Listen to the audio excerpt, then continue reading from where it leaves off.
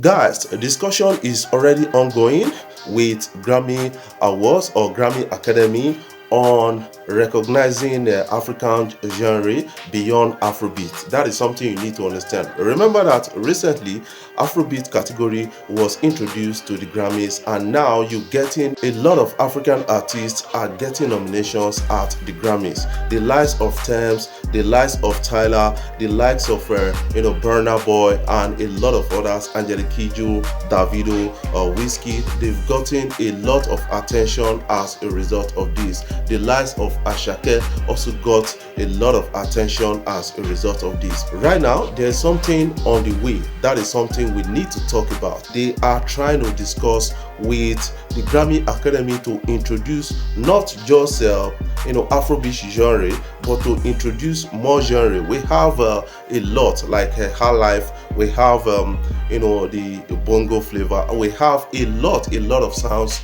in Africa. We have the Amapiano also. They should introduce a category for them. That is what they are really saying. But they need to fight so hard to get this. I keep saying one thing, that we should not chase Western validation too much, because when we do that, we may be jettisoning our culture and our stories for the Western culture to an extent. But Grammy Academy was able to establish itself as the pinnacle of entertainment, music entertainment in the world, and that is why you find a lot of people jostling to get into the Grammy nominations and get a Grammy for themselves. And Africans are really keen into this project. That is something I got to understand about that. On your own, what do you feel? Do you think Africans need to discuss with Grammys to introduce categories beyond Afrobeat at the Grammys? I want you to put that in the comment section, because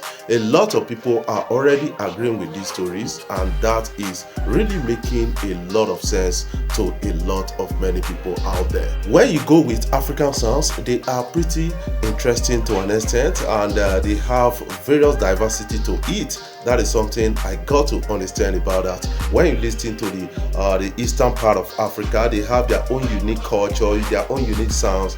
And when you listen to the western part of Africa, you got the Nigerian sounds, you got the high life sounds, you got the Ghanaian and a lot of others. When you listen to the South Africans, you got the Amapiano, the Central, they got their own, all this kind of Makusa dance and the rest. I think we need to talk about this, and we need to find a way to building a platform for Africa to express its possibilities musically. That is something I believe about that. But a lot of people are chasing after Grammys because that is an already established platform with which you can reach a wider audience. Building up a new platform is not easy at all. That is one story I understand about all of this. Spotify has actually launched a kind of a pad, a kind of platform to spotlight Afrobeat to an extent. I think a lot of people need to actually key into this and make do with that. So that will give you opportunity to reach a better and a bigger audience. And the likes of Wizkid, the likes of Burna Boy, Davido, the likes of Rema, they are already on this kind of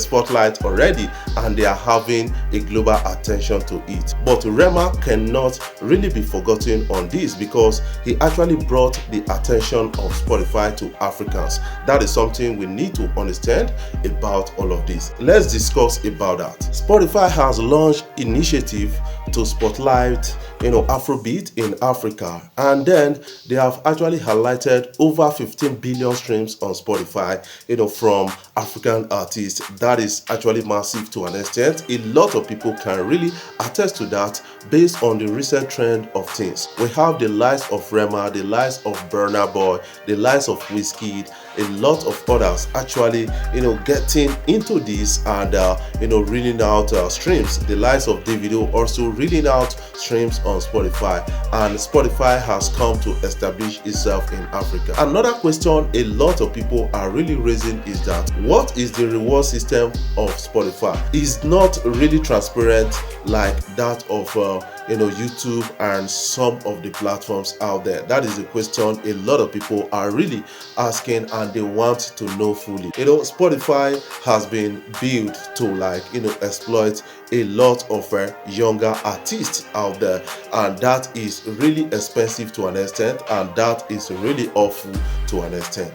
New artists are being groomed for this kind of spotlighting. The likes of Charlie Poppy, the likes of SARS, the likes of Ruga, and a lot of others, Omale, they are being groomed for these kind of things. I think it's making a lot of sense to a lot of many. But one thing you need to understand is that Rema has a bigger role that he has played on this and given attention to Africa and Nigeria on these kind of things. He became the first African artist to hit 1 billion stream on Spotify with a single song. Countdown remix with Selena Gomez actually played a major role and impact on that. What can you say around this? I want you to put that in the comment section, what you feel about all of this. It was after Rema did this that Spotify now understand that we can really get most of our streams from Africa, and now they are launching initiative and domicile in Nigerian music especially. What are your own takes about all of this? Don't fail to put your own comment in the comment section so that you can have a glimpse at what you feel so far. In June 2024, Spotify actually announced a launch of a particular initiative or program within their system called A Journey to 1 Billion Streams. That is really being keyed in by a lot of artists out there. Rema became the first African artist to reach that good feat, and we have to celebrate him on that. But you need to understand also that